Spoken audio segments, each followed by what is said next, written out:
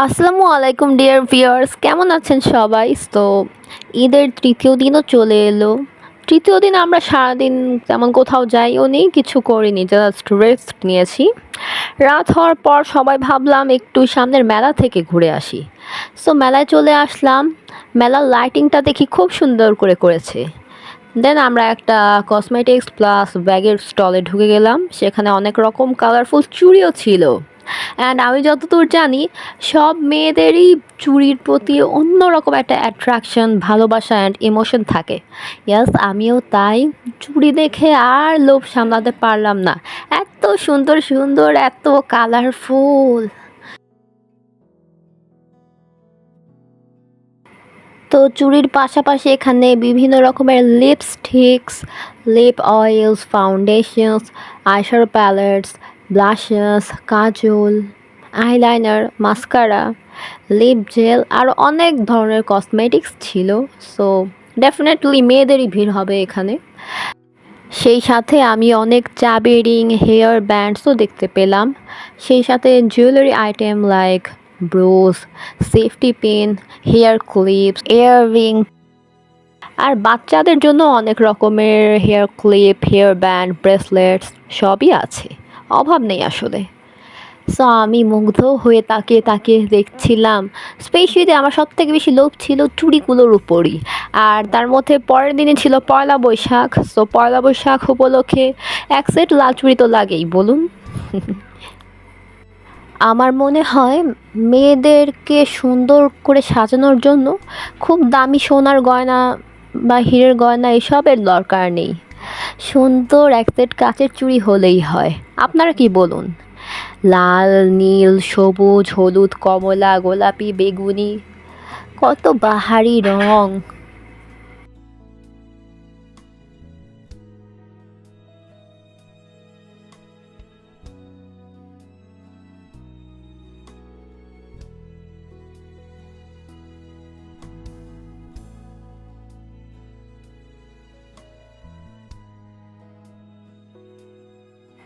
তো আমার মা আর বড় আন্টিও সব ঘুরে ঘুরে দেখছে। স্টলটাতে আরও অনেক ধরনের বড় বড় গয়নার সেট প্লাস কিছু শাড়িও দেখতে পেলাম। সো এক একজনের চাহিদা এক এক রকম, এক একজনের পছন্দের জিনিস এক এক রকম। সো সবাই সবার পছন্দের জিনিসগুলো নিতে এই বিভিন্ন স্টলগুলোতে আসছে। সত্যি আমার ঈদের প্রত্যেকটা দিনই কোনো না কোনোভাবে কালারফুল ছিল। আর আজকের তৃতীয় দিনে পুরো স্টলটাই আমার কাছে খুব কালারফুল লেগেছে।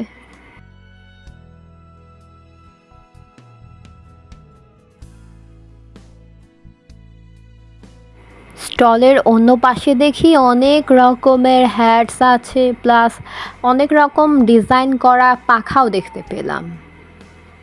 সত্যি এই দোকানটাকে আমি একটা ভার্সেটাইল দোকান বলতে পারি, যেহেতু এখানে অনেক রকমের জিনিস আছে। মেলায় ব্যাগের কালেকশনগুলোও আপনাদের একটু দেখালাম।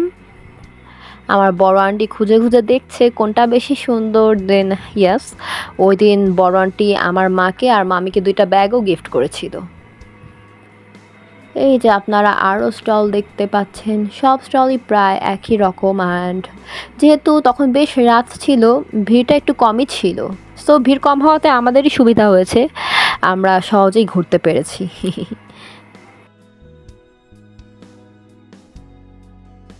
এখানে আরও কিছু ব্যাগ রয়েছে যেগুলো খুবই সুন্দরভাবে ডিজাইন করা। অনেকগুলো মানুষ নর্মালি যখন বাইরে যায় তখন ইউজ করতে পারবে। তো এগুলো সত্যি আমাদের অনেক কাজে লাগে। মেলার অন্য সাইডে দেখলাম কিছু লোক তাদের নিজের হাতে বানানো মিষ্টিগুলো সবাইকে অফার করছে। আর আমাদের সবাইকে অফার করছে সেগুলো টেস্ট করে দেখতে, আর বলেছে যদি ভালো লাগে দেন পে করতে।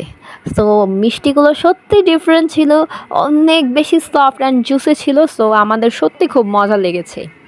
তো কেমন লাগলো আমার ঈদের থার্ড ডে ভ্লগ?